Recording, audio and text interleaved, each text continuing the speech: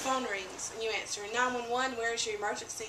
You hear a little girl's scared, shaky voice say, please help me, Mommy and Daddy are fighting. Daddy's got a gun, and Mommy acts like she's hurt. By the time you hang up the phone, the child has been handed over to DHS, the father is on his way to jail, and the mother is on her way to the hospital with a gunshot wound to the abdomen. Ask any dispatcher and they will tell you hundreds of similar stories. And they will also tell you that every call that they receive can be taken personally. The person on the other end of the line could easily be their brother, an aunt, or a best friend. It could be your cousin, your grandmother, or even you.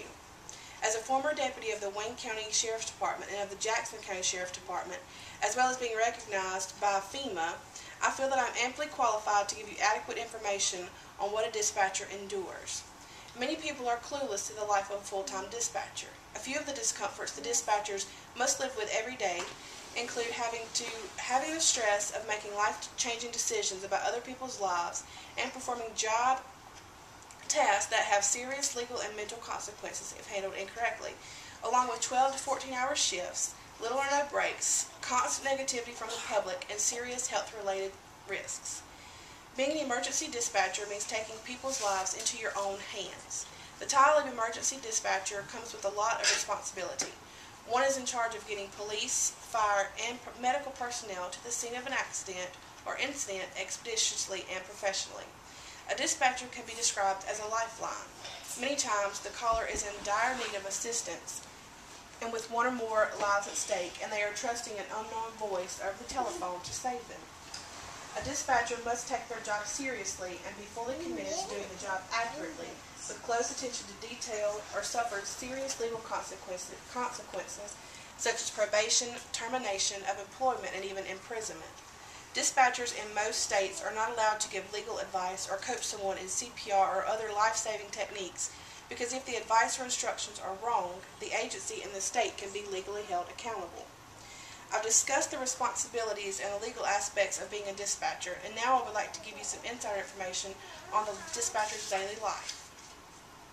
Whether a dispatcher works days or nights, most shifts are 12 to 14 hours long.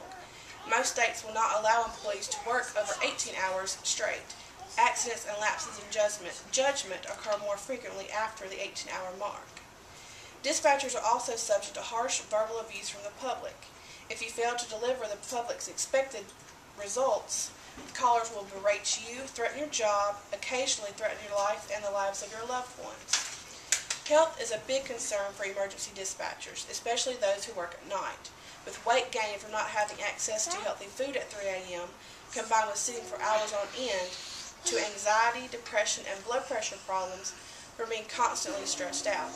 Dispatchers committing suicide due to the culmination of all these factors is one problem that has been around for as long as the job itself. Most full-time dispatchers will tell you that they often feel excluded. It's very hard for a dispatcher, especially a night shift dispatcher, to have a normal family life. A lot of time, days off are spending cleaning the house, running errands, and catching up on sleep, leaving little time for romantic relationships or relationships with family and friends. In conclusion, I would like to remind you that my purpose today was to educate you on the life of an emergency 911 dispatcher. I talked about what being a dispatcher entails, including a brief job description, a few legalities, and an inside look into one's personal life. As I stated earlier, I feel qualified to speak about this topic because I was an emergency dispatcher for nearly 6 years, and I have been trained and certified by nationally recognized organizations on proper dispatch conduct. Remember, a dispatcher is more than just a voice on the other end of the line. They are professionally trained people with a desire to help others, even if it means risking a little part of themselves each day. The call from the little girl was one of the first calls I ever received as a dispatcher. When I hung up the phone, I went outside and cried for 10 minutes.